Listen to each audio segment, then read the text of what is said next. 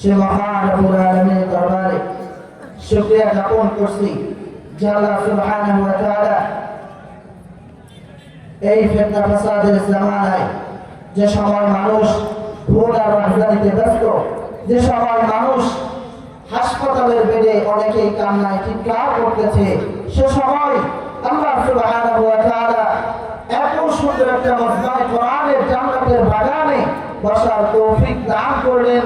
সে আল্লাহ সুবহানাহু ওয়া তাআলার দরবারে সকলের অন্তরস্থল থেকে আওয়াজ উঁচু করে সকলে বলি আলহামদুলিল্লাহ। আলহামদুলিল্লাহ। এ জবান কার? আল্লাহ। এ জবান কার? আল্লাহ। এ জমিন কার? আল্লাহ। এ আসমান কার? আল্লাহ। শুকরিয়া আদায় হবে কার? আল্লাহ। কারণ এটা আরেকটির জন্য নয়, শুকরিয়া আদায় যদি আল্লাহর জন্য হয়, আল্লাহকে উঁচু করে আবার বলুন আলহামদুলিল্লাহ। দুরূদ আর সালাম পাঠ করি সেই মানবতার মুক্তির দূত সরকার কায়নাত আপনার আমার নবী, যে নবী জীবনের সব সময় উম্মতের জন্য চিন্তা করেছেন, এখনো পর্যন্ত সবুজ গম্বুজের নিচে শুয়ে শুয়ে উম্মতের কথা ভাবছেন, কিয়ামতের ময়দানে আবার উম্মতের চিন্তায় পেরেশানি হবেন, সেই রাসূলের উপর দুরূদ আর সালাম পাঠ করি। সকলে বলি সাল্লাল্লাহু আলাইহি ওয়াসাল্লাম। সাল্লাল্লাহু আলাইহি ওয়াসাল্লাম। মুহতারাম হাজিরিন, আজকে আজকের এই কোরআনের মাহফিল থেকে আমি সর্বপ্রথম স্মরণ করছি সেই সমস্ত মুজাহিদ ভাই এবং বোনদেরকে যারা তাদের জীবনের শেষ বিন্দু পর্যন্ত ইসলামের জন্য কাজ করে গিয়েছেন এবং জীবনের শেষ সময়ে রক্তকে জমিনের মধ্যে ঢেলে দিয়ে প্রমাণ করে দিয়েছেন তাদের রক্তের থেকে ইসলাম নামক বট বৃক্ষের দাম অনেক বেশি।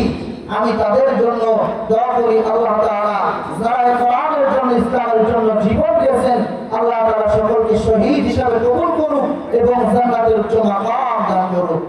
আমিন। শ্রদ্ধা ভরে স্মরণ করছি এই কোরআনের বাগান যিনি সাজিয়ে দিয়েছেন, এই মসজিদ এই মাদ্রাসা যিনি সাজিয়ে দিয়েছেন, রাসূলুল্লাহ সাল্লাল্লাহু আলাইহি ওয়াসাল্লাম বলেন যে দুনিয়ার জমিন একটা মসজিদ তৈরি করবে, আল্লাহ তার জন্য জান্নাতে একটা ঘর তৈরি করবে। যেই দক্ষিণ বাংলার শ্রেষ্ঠ দাওয়াতের নামে খ্যাত, আমি দেখেছি এখন যদি কোনো মুরব্বির সামনে এই মানুষের কথা বলা হয়, এই দাওয়াতের কথা বলা হয়, তার চোখের কোণার মধ্যে জল চলে আসে।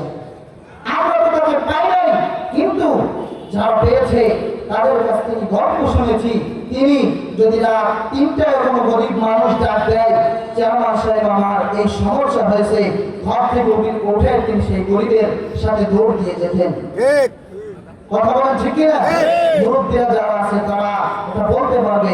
মোহতারাম হাজিরিন, আজকের এই কোরআনের বাগান থেকে আমি সেই দক্ষিণ বাংলার শ্রেষ্ঠ দানবীরের জন্য আল্লাহ সুবহানাহু ওয়া তাআলার কাছে দোয়া করছি, আল্লাহ তাআলা তার কবরকে জান্নাতের বাগান বানিয়ে দেন এবং এই মসজিদ মাদ্রাসা যিনি তৈরি করে দিয়েছেন, মসজিদ তৈরি করলে আল্লাহ জান্নাতে একটা ঘর বানাবেন। আল্লাহ তাআলা এই দক্ষিণ বাংলার শ্রেষ্ঠ দানবীরের জন্য জান্নাতে একটা ঘর বানিয়ে দেন। সকলে বলে আমিন। মোহতারাম হাজিরিন, সময় অনেক সংক্ষিপ্ত, কথা বলতে হবে ব্যাপক। আমি সংক্ষিপ্ত সময়ে আপনাদেরকে যেটুকু বোঝাতে পারি সেইটুকুই বলবো ইনশাআল্লাহ। মোহতারাম হাজিরিন, আলোচনার বিষয় হলো দিন রক্ষায় যুগে যুগে ত্যাগ এবং কুরবানি এবং তা থেকে আমাদের শিক্ষা। বিষয় ভিত্তিক আলোচনার বাইরে ওয়াজ করা বক্তা আমি না। বিষয় দেওয়ার ভিতরে তার ভিতরে আলোচনা করবো যতটুকু সময় পাই ইনশাআল্লাহ। শুনতে রাজি আছেন তো ইনশাআল্লাহ? শুনতে রাজি আছেন? যদি কোরআন থেকে বলা হয়, যদি আল্লাহ রাসূলের হাদিস থেকে বলা হয়, শুনতে রাজি আছেন তো ইনশাআল্লাহ? মোহতারাম হাজিরিন, পৃথিবীতে আল্লাহ সুবহানাহু ওয়া তাআলা যেই দ্বীনকে সব থেকে পছন্দ করেন তার নাম কি? ইসলাম। তার নাম কি? ইসলাম। আল্লাহ রাব্বুল আলামিন বলেছেন ইন্নাদ দীনা ইনদাল্লাহিল ইসলাম, নিশ্চয় আল্লাহ তাআলার কাছে সব থেকে মনোনীত ধর্ম হলো ইসলাম। প্রিয় হাজিরিন, আর এই দ্বীনকে রক্ষা করতে যুগে যুগে বহু নবী এবং পয়গম্বরকে পাঠিয়েছেন। আমার প্রাণের ভাইরা, আল্লাহ সুবহানাহু ওয়া তাআলা সর্বশেষ পয়গম্বর হিসেবে এই দ্বীনের আমানত আর জিম্মাদারিত্ব দিয়ে যাকে পাঠিয়েছেন তিনি হলেন আপনার আমার নবী মুহাম্মদ আরবি সাল্লাল্লাহু আলাইহি ওয়াসাল্লাম। রাসূলুল্লাহ সাল্লাল্লাহু আলাইহি ওয়াসাল্লাম এমন একজন নবী আমরা পেয়েছি, আল্লাহ এমন এক মানুষের মাঝে এই দ্বীনের আমানত আর জিম্মাদারিত্ব দিয়ে পাঠিয়েছেন। আমার নবী এই ভূপৃষ্ঠে আসার আগেই পিতাকে হারিয়েছেন। জন্মগ্রহণের পরে নবীর বয়স যখন আস্তে আস্তে 4 থেকে 4.5 বছর হলো, আমার নবীজি তার মাকে হারায় ফেললেন। এতিম নবীর মা নাই, একদিকে বাবা নাই। আল্লাহ নবীজি যখন প্রাক্রান্ত মন নিয়ে বসে আছেন, তখন দাদা আব্দুল মুত্তালিব ডাক দিয়া বলে, ও আমার নাতি, চিন্তার কোনো কারণ নাই, তোমার মা নাই, বাবা নাই, এতিম হয়ে গেছো। না, তোমার বাবা এবং মা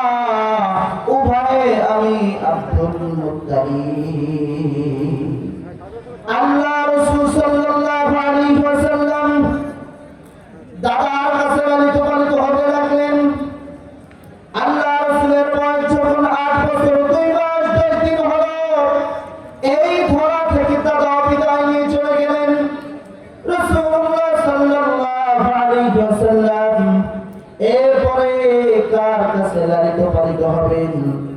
আর সেই জাহিলিয়ার যুগে এমন অবস্থা, যখন যদি কেউ কারো আশ্রয় না থাকে তাকে মারা হয়, তাকে অত্যাচার করা হয়, তাকে গোলাম বানিয়ে দেওয়া হয়।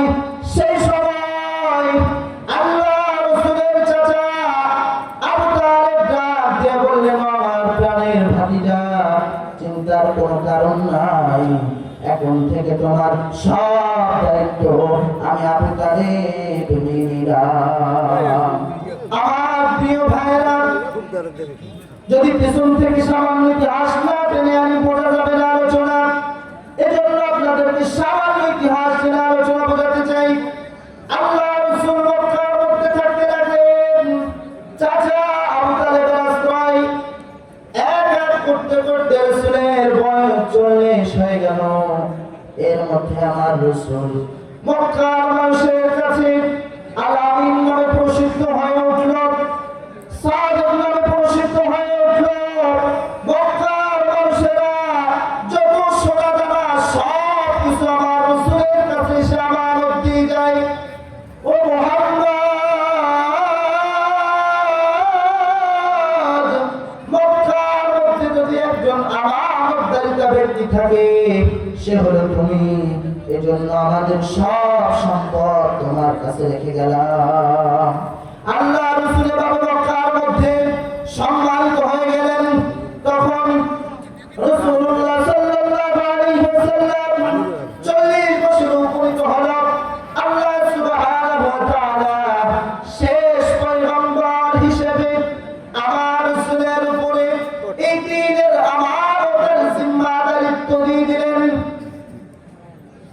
সূরা আলাকের 5টি আয়াত হীরা গুহার মধ্যে নাযিল হয়ে গেল। রাসূলুল্লাহ সাল্লাল্লাহু আলাইহি ওয়াসাল্লামের উপরে দ্বীনের আমানত আর জিম্মাদারিত্ব আসলো। এই দ্বীনের আমানত আর জিম্মাদারিত্ব যখন আসলো, আমার রাসূল গোপনে গোপনে দাওয়াত দিতে শুরু করলেন। আর এই গোপনে গোপনে দাওয়াত দেওয়া 3 বছর যখন হয়ে গেল, আল্লাহ রাব্বুল আলামিন কোরআনুল কারীমের 26 নম্বর সূরা শুআরা 214 নম্বর আয়াতে বলেন, وأنذر عشيرتك الأقربين। হে মুহাম্মদ, আর গোপনে দাওয়াত নয়, এখন থেকে তোমাকে প্রকাশ্য দাওয়াত দিতে হবে। আল্লাহ রাসূল এই দাওয়াতের কথা চিন্তা করে প্রকাশ্য দাওয়াতের কথা যখন আল্লাহর উপর থেকে অর্ডার এসে গেল, আমার রাসূল সাবা পাহাড়ের পাদদেশে দাঁড়ায়া মক্কার বড় বড় লিডারদেরকে ডাক দিয়ে বললেন, ও মক্কার বড় বড় লিডারেরা, আমি মুহাম্মদ যদি বলি এই পাহাড়ের পিছনে সন্ত্রাস বাহিনী আছে, তারা তোমাদেরকে হত্যা করে ফেলবে, তারা তোমাদেরকে মেরে ফেলবে, তখন এই মক্কার বড় বড় লিডাররা বলল, মুহাম্মদ, 40 বছরে তোমার থেকে একটা মিথ্যা কথা আমরা শুনতে পারি নাই, তাহলে এখন কেন আমরা তোমার কথা মিথ্যা মনে করব? আমার রাসূল তখন ডাক দিয়ে বললেন, ও মক্কার মানুষেরা, আর গাছের পূজা চলবে না, মাছের পূজা চলবে না, আর সূর্যের পূজা চলবে না। এখন থেকে লা ইলাহা ইল্লাল্লাহ,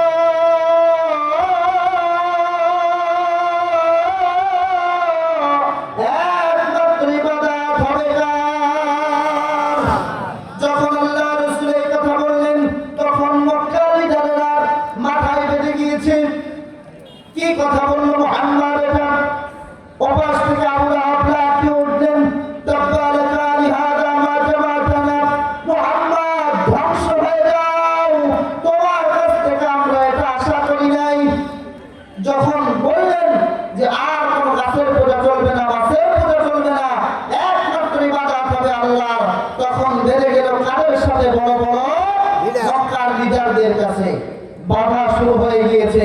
দিন রক্ষার কাজে প্রথম বাধা দিলেন আল্লাহ রাসূলের আপন চাচা। আজকে দেখা যায় আমার সমাজে যখন কোরআনের কথা বলা হয়, যখন হাদিসের কথা বলা হয়, এমন পার্টিরা বাধা দেয়। কথা বলেন ঠিক কিনা? কোরআনের সাথে যারা লেগেছে, নমরুদ, ফিরআউন, হামান, কামান, কাউকে আল্লাহ ছাড় দেয় নাই। সামনে যারা আসবে তাদেরকে আল্লাহ ছাড় দিবে না। কথা বলেন ঠিক কিনা? আমার রাসূল সাল্লাল্লাহু আলাইহি ওয়াসাল্লাম আস্তে আস্তে দ্বীনের দাওয়াত দেওয়া শুরু করলেন। এবার যখন মক্কার কাফিররা কোনো দিকে আর পারল না, তখন বললেন মুহাম্মদকে জেলের মধ্যে বন্দী করে দাও। আমি সংক্ষিপ্ত ইতিহাস টেনে বলতেছি, জেলের মধ্যে বন্দী করে দাও। আল্লাহ রাসূলকে শিয়াবে আবু তালিবের মধ্যে বন্দী করে দেওয়া হলো। 1450 বছর আগে আমার রাসূলকে এই কোরআনের দাওয়াত দেওয়ার জন্য কোথায় বন্দী করেছিল? কোথায় বন্দী করেছিল? জেলের মধ্যে। 1450 বছর পরে আমরা দেখেছি আমাদের কোরআনের পাখিকে জেলখানার মধ্যে বন্দী করে রেখেছিল। আল্লামা সাঈদী আমাদের কোরআনের পাখি জেলখানার মধ্যে বন্দী ছিল কিসের জন্য? এই কোরআনের দাওয়াত দেওয়ার জন্য। আল্লামা সাঈদীর শাহাদাত আমাদেরকে এটাই শিক্ষা দেয়, হে মুসলিম উম্মাহ, এই কোরআনের দাওয়াত দিতে হলে জেল খাটতে হবে, জুলুম করবে, রক্ত দিবে, শহীদ হবে, বাতিলের কাছে মাথা নত করবে না, মাথা নত করবে না। আবার যদি আমার এই সোনার বাংলায় কোন রাষ্ট্রিক মুরতাদ, কোন রাষ্ট্রিক বেঈমান আবার কোন আলেমদেরকে জেলের মধ্যে ভরার চেষ্টা করে, আমরা তাদের মধ্যে তাদের জন্য তাদের বিরুদ্ধে ময়দানে নামবো। কথা বলেন ঠিক কিনা? নাস্তিকতা আমি পর্যাপ, দিন ইসলাম জিন্দাবাদ, কোটি প্রাণের একই আওয়াজ। খোদা তৈরি ছাড় পাবে না, এই বাংলায় ঠাই হবে না, মুসলমানরা জেগেছে আজ। কথা বলেন ঠিক কিনা? বজ্রকণ্ঠে আওয়াজ করো সবাই মিলে, একই তালে দাও না স্লোগান, নারায়ে তাকবীর, দিন ইসলাম, দিন ইসলাম, নারায়ে তাকবীর, দিন ইসলাম, দিন ইসলাম। ইসলামেরই জন্য দেশের হয়েছে জন্ম, ইসলামের বিপক্ষে গেলে দেশ হবে ভিন্ন। কথা বলেন ঠিক কিনা? ইসলামেরই জন্য দেশের হয়েছে জন্ম, ইসলামের বিপক্ষে গেলে দেশ হবে ভিন্ন। ইসলামের বিরুদ্ধে যারা নিয়েছে অবস্থান, এই বাংলায় ঠাঁই হবে না, যাও হিন্দুস্তান। বজ্রকণ্ঠে আওয়াজ করো সবাই মিলে, একই তালে দাও না স্লোগান, নারায়ে তাকবীর, দিন ইসলাম, দিন ইসলাম। মোহতারাম হাজরিন, দিন রক্ষার জন্য যদি আবার আপনার আমার ডাক আসে, এই দিনের পরে থাকতে হলে জেল জুলুম খাটতে হবে। যদি আবার ডাক আসে, কারা কারা প্রস্তুত? দিনের জন্য যদি আবার ডাক আসে, রক্ত দিবেন তো? ময়দানে যদি নামতে হয়, ময়দানে নামবেন তো? আবার যদি ডাক আসে, কারা কারা জীবন দিতে প্রস্তুত? কারা কারা জীবন দিতে প্রস্তুত? মোহতারাম হাজরিন, আমি আপনাদেরই সন্তান, আপনারা সকলে আমার জন্য দোয়া করবেন। সময় স্বল্পতার কারণে কথা বিক্ষিপ্তভাবে বলা হয়ে গিয়েছে, যদি ভুল হয়ে থাকে ক্ষমার দৃষ্টিতে দেখবেন। বিশেষ করে আমার পিতামাতার জন্য দোয়া করবেন, উস্তাদের জন্য দোয়া করবেন। আল্লাহ যদি আবার কোনোদিন এই ময়দানে এই স্টেজে নিয়ে আসে, আবার কথা হবে কোরআন থেকে, শুনবেন তো ইনশাআল্লাহ সেদিন? ইনশাআল্লাহ আবার দেখা হবে কোরআনের ময়দানে। আসসালামু আলাইকুম ওয়া রাহমাতুল্লাহি ওয়া বারাকাতুহু।